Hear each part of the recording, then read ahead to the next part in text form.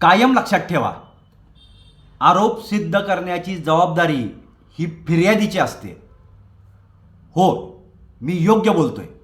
आणि बऱ्याच फिर्यादींना हे माहीतच नसते आणि त्यामुळेच बहुतांश आरोपी हे निर्दोष सुटतात. नमस्कार, मी उदय ओंकार, जनहितार्थ जारीमध्ये आपणा सर्वांचे स्वागत आहे.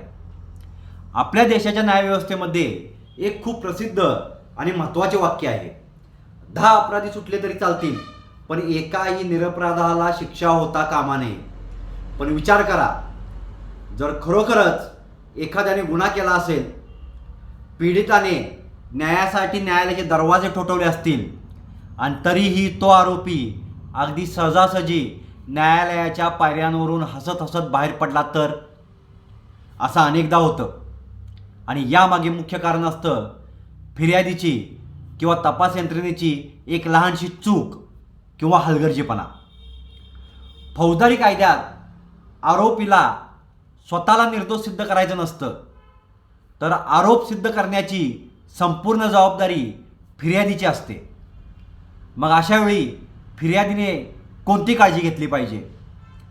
FIR नोंदवण्यापासून ते न्यायालयात साक्ष देईपर्यंत कोणत्या चुका टाळल्या पाहिजेत?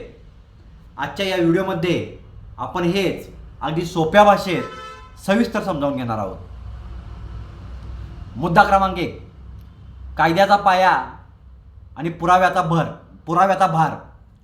सर्वात आधी आपण कायद्याचा मूळ नियम समजून घेऊया. भारतीय न्यायव्यवस्थेत प्रिझम्पशन ऑफ इनोसन्स म्हणजेच जोपर्यंत गुन्हा सिद्ध होत नाही तोपर्यंत आरोपी निर्दोष मानला जातो. भारतीय पुरावा कायदा व आत्ताचा भारतीय साक्ष अधिनियमनुसार आरोप लावणाऱ्या फिर्यादीला आणि सरकारी पक्षाला तो गुन्हा संशयापलीकडे जाऊन म्हणजेच बियॉन्ड रिझनेबल डाऊट सिद्ध करावा लागतो. जर पुराव्यामध्ये थोडी जरी शंका उरली तर न्यायालयाला बेनिफिट ऑफ डाऊट म्हणजेच संशयाचा फायदा आरोपीला देऊन त्याची सुटका करावी लागते. म्हणूनच फिर्यादीची केस सुरुवातीपासूनच मजबूत असणे अत्यंत गरजेचे आहे. मुद्दा क्रमांक 2, तक्रार नोंदवताना घ्यायची काळजी. खटल्याची पहिली पायरी असते FIR. इथेच 90% प्रकरणांचा पाया रचला जातो. उशीर करू नका. घटना घडल्यापासून जितक्या लवकर शक्य होईल तितक्या लवकर FIR नोंदवा. विनाकारण झालेला उशीर हा आरोपीच्या वकिलांसाठी मोठा शस्त्र ठरते. जर काही अपरिहार्य कारणास्तव उशीर झाला असेल तर त्याचे स्पष्ट कारण तक्रारीत नमूद करा. तंतोतंत आणि वस्तुनिष्ठ माहिती द्या. राग किंवा भावनेच्या भरात जाऊन अतिशयोक्ती करू नका. जी घटना जशी घडली तशीच सांगा. तक्रार नोंदवताना नावे आणि स्पष्ट भूमिका घ्या.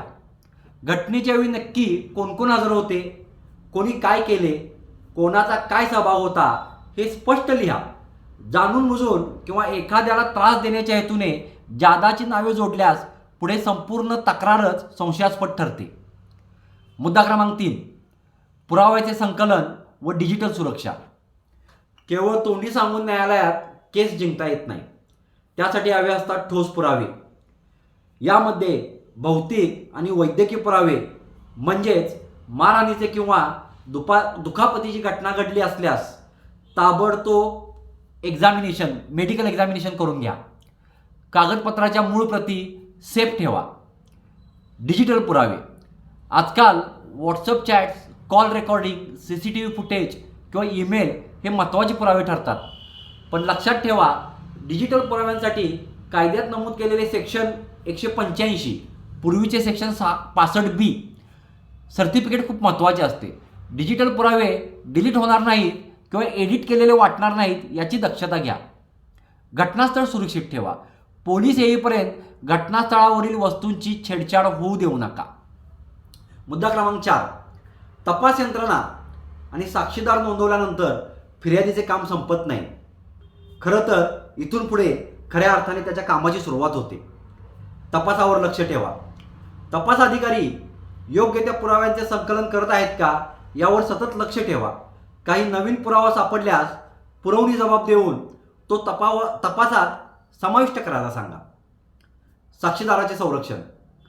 तुमचे साक्षीदार निष्पक्ष आणि विश्वासार्ह असावेत. न्यायालयात साक्ष देण्यापूर्वी साक्षीदारावर कोणताही दबाव येत नाही ना, ते फितूर होणार नाहीत ना, याची काळजी घ्या.